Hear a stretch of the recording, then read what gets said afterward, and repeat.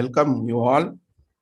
This is a short video about people who have opted for QRMP scheme. What we need to do while going for the quarterly GSTR 1 and 3B. Since we have filed if invoice furnishing facility for the first 2 months of the quarter, as well as we paid the tax through the challan monthly payment for quarterly return. Here, at the end of every quarter, we need to file the GSTR 1 as well as GSTR 3B. At the GSTR 1, first we'll see the do's, what we have to do.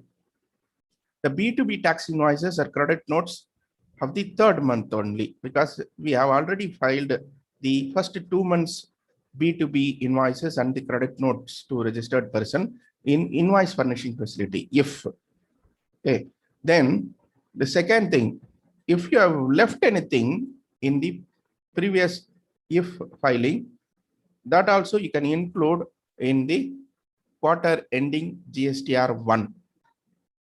Then reconcile your total turnover with the books of accounts in your usual profit and loss account with the GSTR 1 supply, which you are compiling for this quarter ending. Then you should record the 3 months exempted nil rated B2C large and B2C others supplies, because this you would have not reported in if, because invoice furnishing facility has limited reporting only, limited reporting only. Then all the 3 months taxes and advances, adjustment of advances, which are specific to supply of services.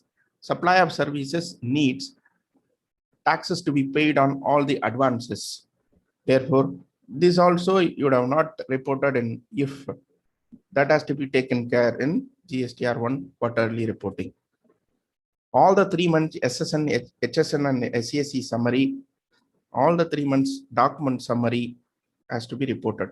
Now, what you should not do, what are the don'ts in filing GSTR 1? The only one thing is, please beware that already entire B2B tax invoices and credit notes in the first 2 months of the invoice furnishing facility, you should not again re-enter here.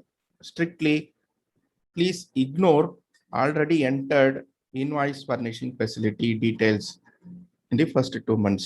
Do not report the already reported entries. Otherwise, it will show a duplication error. Document number, invoice number is already entered. Okay, so this quarterly GSTR 1 is for these things only. This quarterly GSTR 1 is applicable for March, June, September, and December for the respective quarter ending periods. Then GSTR 3B. GSTR 3B, the total outward supplies from the GSTR 1 as well as the if already filed will be compiled and will be available at table 3.1. And you compute the reverse charge liability, if anything applicable, and please report it at the 3.1D. Then eligible ITC reconciled with the GSTR 2B quarterly view, because all these QRMP scheme holders will have a separate menu called GSTR 2B quarterly view. This is in addition to the regular GSTR 2B auto drafted table. Then mark the ineligible ITC and apply ITC reversals if any. These things have to be taken care on this quarterly GSTR 3B. Anyway, these are all the usual procedures on the regular GSTR 3B. Since we are filing the GSTR 3B quarterly, so the utmost care has to be taken on all those things. Match your tax ledgers. Might have input or output tax ledgers separately, or have a single tax ledger. Either of the way, you should match that balances with the electronic credit ledger available in the GST portal. The simple logic behind is all the debit balances in the tax ledger will represent your availed input tax credit, excluding the payment, GST payments, the debit balances will represent the ITC availed. The credit balances will be the liability, outward liability. So this thing you have to reconcile before proceeding for the GSTR 3B filing. And exempted nil rated inward supplies has to be reported on the table 5 of the GSTR 3B. This is a quarterly information, compiled information for the 3 months.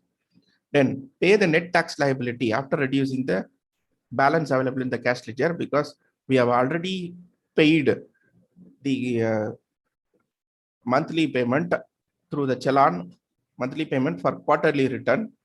Therefore, adjust those already paid amount, and if any net liability available need to be paid, you can pay that net liability and then come to this payment of tax, usual payment of tax table at the GSTR 3B, offset the liability. That's all. The due date of GSTR 3B is 22nd of the month succeeding to the end of the quarter.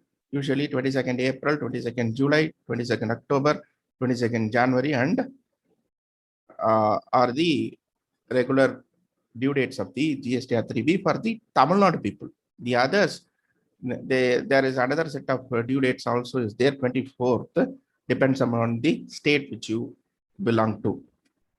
Then late fee and interest on the net liability. The late fee, like your 50 rupees a day of delay, all those things are applicable if this 3B is delayed beyond the said due date. Particularly, do not forget to report table 3.2, which asks for all the details of place of supply for the interstate supplies made to unregistered composition dealers and UIN holders. So don't forget to mention this information in GSTR 3B. Thank you. For healthy compliance of GST, a fair knowledge about GST to every businessman is very, very important for the competitive advantage as well as the consistent going of your business.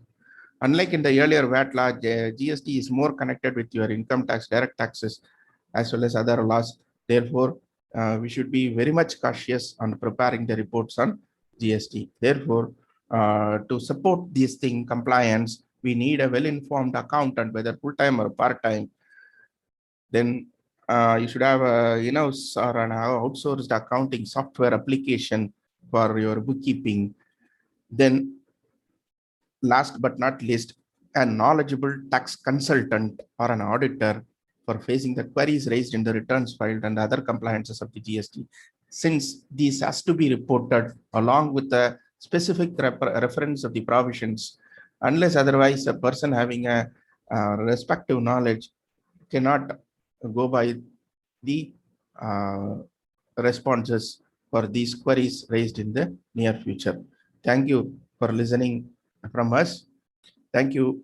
We are also having the retainership, and we also conduct a regular online training for the needed topics of the practical environment and the GST for working accountants, businessmen, and job seekers.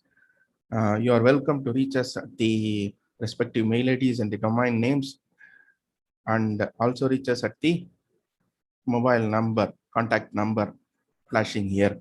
Thank you all once again listening to us at the short video.